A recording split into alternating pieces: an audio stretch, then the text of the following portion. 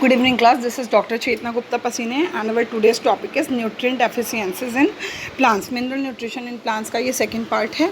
तो सबसे पहले डेफिशिएंसीज का मतलब होता है कमी, न्यूट्रिएंट का मतलब होता है पोषक तत्व। पोषक तत्वों की कमी के कारण प्लांट्स में क्या क्या सिम्टम्स हमको, कैरेक्टरिस्टिक फीचर्स हमको दिखाई देते हैं, उसके बारे में हम अभी पढ़ेंगे। अब मैंने आपको कल बताया था कि मैक्रोन्यूट्रिएंट्स का कंसनट्रेशन यदि प्लांट बॉडी में बढ़ भी जाता है, देखो कम होगा तो डेफिशिएंसी सिम्टम्स हमको दिखाई देंगे, बट यदि बढ़ भी जाता है तो उसका इतना ज़्यादा हार्मफुल इफेक्ट नहीं पड़ता। बट माइक्रोन्यूट्रिएंट्स का बढ़ जाना या कम हो जाना मतलब जितना नेसेसिटी है उस अमाउंट से कम होना और अधिक होना दोनों ही प्लांट्स के लिए हानिकारक, हार्मफुल होता है। तो मिनरल न्यूट्रिएंट डेफिशिएंसीज में क्या होता है, जितना कंसंट्रेशन प्लांट को चाहिए, चाहे वो मैक्रो हो या माइक्रो हो, जितना चाहिए यदि उतना नहीं मिल रहा है तो प्लांट में उसकी कमी के कारण कुछ हमको लक्षण विकसित होते हुए दिखते हैं, कोई सिम्टम्स सबको डेवलप होते हुए दिखते हैं, वही कहलाता है आपका डेफिशिएंसी सिम्टम। हर आयरन, हर मिनरल, हर साल्ट का डेफिशिएंसी सिम्टम्स जो होता है उसके कारण जो हमको विजुअल्स दिखाई देते हैं, प्लांट में जो हमको व्यूज़ दिखाई देते हैं, कैरेक्टरिस्टिक फीचर्स दिखाई देते हैं, वो अलग अलग तरह के होते हैं। जैसे कि यहाँ पर पिक्चर में आप देखिए क्लोरोसिस एंड नेक्रोसिस दिया है। क्लोरोसिस जब क्लोरोफिल की कमी हो जाती है तब प्लांट का जो सेंट्रल प्लांट में का जो लीफ होता है, लीफ का सेंट्रल पार्ट जो होता है वो येलो होना स्टार्ट होता है, मार्जिन तक येलोइश होता है। नेक्रोसिस जब प्लांट के लीफ में नाइट्रोजन की कमी हो जाती है तो उसमें ब्राउन कलर के स्पॉट्स बनने लगते हैं और इस तरह वो लीफ जो है वो कम्प्लीटली डिकेड हो जाती है। तो इस तरह अलग अलग कैरेक्टरिस्टिक फीचर्स होते हैं। इसके बाद में डेफिशिएंसी का पैटर्न क्या होता है, पैटर्न ये होता है कि सबसे पहले हमने ये देखा है कि कुछ आयंस एंड मिनरल साल्ट्स होते हैं वो प्लांट में मोबाइल होते हैं, वो थ्रू आउट प्लांट बॉडी में सर्कुलेट होते रहते हैं, ट्रांसलोकेट होते रहते हैं, जबकि कुछ आयंस ऐसे होते हैं जो कि इमोबाइल होते हैं, जहाँ पर की आवश्यकता है वहाँ जाकर वो रुक जाते हैं, वो प्लांट की होल बॉडी तक मोबिलाइज नहीं हो पाते हैं। यहाँ पर मोबिलाइज एंड इमोबिलाइज दोनों तरह के मिनरल एंड साल्ट्स का एग्जांपल दिया, जिसमें मोबाइल में nitrogen, potassium, magnesium, phosphorus, chlorine, sodium, zinc and molybdenum, जबकि इमोबाइल होते हैं calcium, sulphur, iron, boron and copper. तो सबसे पहले ऐसा लोकेशन, प्लांट का कोई ऐसा लोकेशन जहाँ तक वो मिनरल साल्ट जिसका रिक्वायरमेंट है यदि वो नहीं पहुँच पाया है, ठीक है, किसी कारणवश वो नहीं पहुँच पाया तो वहाँ पर हमको सबसे पहले डेफिशिएंसी सिम्टम्स दिखाई देते हैं। इसके बाद में क्या होता है कि जैसे जैसे प्लांट में अगेन न्यू लीफ का फॉर्मेशन होता है, न्यू ऑर्गन्स का फॉर्मेशन होता है, ये जो मिनरल आयंस एंड साल्ट्स हैं उसका रीडिस्ट्रीब्यूशन होता है।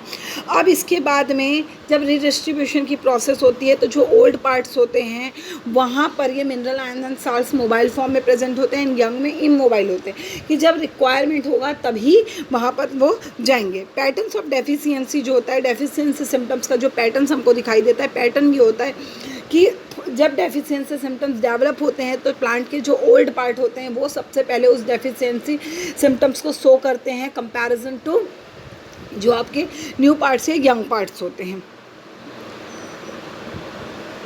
अब मिनरल न्यूट्रिएंट्स का प्लांट्स में जो अपटेक होता है वो किस तरीके से होता है, लिव्स के थ्रू अपटेक होता है।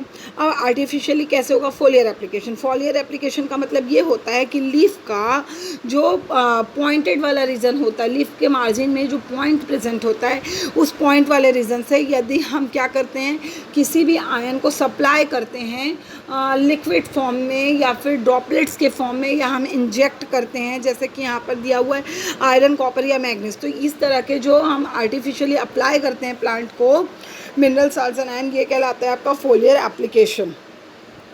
इसके बाद में हमको ये पता है कि जितने भी एंजियोस्पर्मिक, सारे नहीं लेकिन एंजियोस्पर्मिक प्लांट्स की रूट्स के साथ फंगल जो है वो म्यूचुअल रिलेशनशिप में एसोसिएटेड रहते हैं, जिसको हम माइकोराइजिक रिलेशनशिप कहते हैं।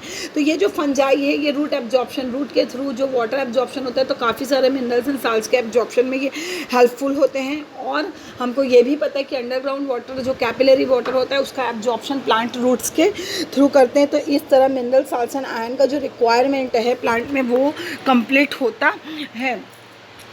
इसके बाद में सॉइल कैसे न्यूट्रिएंट एब्जॉर्प्शन को अफेक्ट करता है, तो सबसे पहले सॉइल का जो पीएच होता है, पीएच होता है वो अफेक्ट करता है प्लांट में रूट की ग्रोथ को, एंड सॉइल में किस तरह के माइक्रो ऑर्गेनिजम्स ग्रोथ करेंगे। रूट ग्रोथ को फेवर करने के लिए जो पीएच होता है वो 5.5 to 6.5 की रेंज में होता है। एसिडिक कंडीशंस जो होते हैं वो वहाँ पर प्रेजेंट जो सॉइल या रॉक्स होते हैं उसके विदरिंग में हेल्पफुल होते हैं। Potassium, magnesium, calcium and manganese का विदरिंग करते हैं और रिलीज़ करते हैं उनको सॉइल तक, एंड अंडरग्राउंड वाटर के थ्रू प्लांट जो है वो एब्जॉर्ब करते हैं। इसके बाद में जो पीएच लेवल होता है यदि वो लो हो जाता है तो ऑर्गेनिक मैटर के डिकम्पोजिशन में वो हेल्पफुल होता है।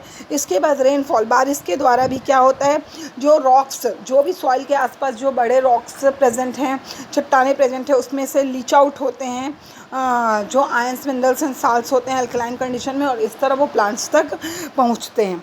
अब इसके बाद में सॉइल कैसे न्यूट्रिएंट एब्जॉर्प्शन को अफेक्ट करता है, तो यहाँ पे आपका मेम्ब्रेन ट्रांसपोर्ट सिस्टम आ जाता है, positive charge ion, negative charge ion, cation and anion का ट्रांसपोर्टेशन। तो हमको पता है कि प्लांट सेल में मेम्ब्रेन प्रेजेंट होती है, सेल मेम्ब्रेन, जो कि सेमी परमेबल मेम्ब्रेन होती है। सेमी परमेबिलिटी का मतलब क्या होता है, अर्ध पारगम्यता, जितनी चीज़ें आवश्यक है उन्हीं को वो अंदर आने देगी, बाकी चीज़ों को रोक देगी। जब यहाँ पे आयन ट्रांसपोर्टेशन होता है तो आयन ट्रांसपोर्टेशन कैसे होगा, यदि कोई positive charge ion plant cell के अंदर एंटर कर रहा है तो वो तभी एंटर करेगा जब कोई नेगेटिव चार्ज आयन बाहर की तरफ क्या होगा, रिलीज़ होगा, मतलब जगह जब खाली होगी तभी तो वो एंटर करेगा। तो यहाँ पे वही चीज़ बताया गया कि जो नेगेटिवली चार्ज सॉइल पार्टिकल्स होते हैं वो मिनरल न्यूट्रिएंट के एब्जॉर्प्शन में को अफेक्टेड करते हैं। यहाँ पे कैटायन एक्सचेंज की प्रोसेस होती है, प्लस चार्ज आयन अंदर एंटर करेगा तो माइनस चार्ज आयन क्या होगा, बाहर की तरफ रिलीज़ होगा। जैसे कि सोडियम पोटेशियम पंप हाइपोथेसिस हम सब पढ़ते हैं, यदि पोटेशियम को अंदर जाना है यहाँ पे तो क्लोराइड आयन को क्या करना होगा, डिस्प्लेस, कैल्शियम को क्या होना होगा, डिस्प्लेस। पोटेशियम क्लोराइड में भी ये सेम चीज़ होती है। तो इस तरह रूट में प्रेजेंट जो सेमी परमेबल मेम्ब्रेन होता है, प्लाज्मा मेम्ब्रेन, उसके में आयन ट्रांसपोर्टेशन में क्या होता है, कैटायन एंड एनायन एक्सचेंज के प्रोसेस में यदि कोई कैटायन अंदर की तरफ एंटर कर रहा है तो एनायन को पहले बाहर रिलीज़ होकर अपना स्थान खाली करना पड़ता है। इस तरह सॉइल जो है वो न्यूट्रिएंट एब्जॉर्प्शन को अफेक्ट करता है। इसके बाद आपकी बुक में आप मिनरल न्यूट्रिशन इन प्लांट्स देखेंगे तो सारे न्यूट्रिशंस का जितने भी न्यूट्रिएंट एलिमेंट्स होते हैं सब की कमी के लक्षण, डेफिशिएंसी सिम्टम्स आपकी बुक में दिए हुए हैं, वो सब आप पढ़ लें, क्योंकि वो आपको याद करना है, उसमें समझाने जैसा कुछ नहीं है। जितना समझाने वाला था वो मैंने आपको बता दिया है। यहाँ पे आपका ये टॉपिक कंप्लीट होता है।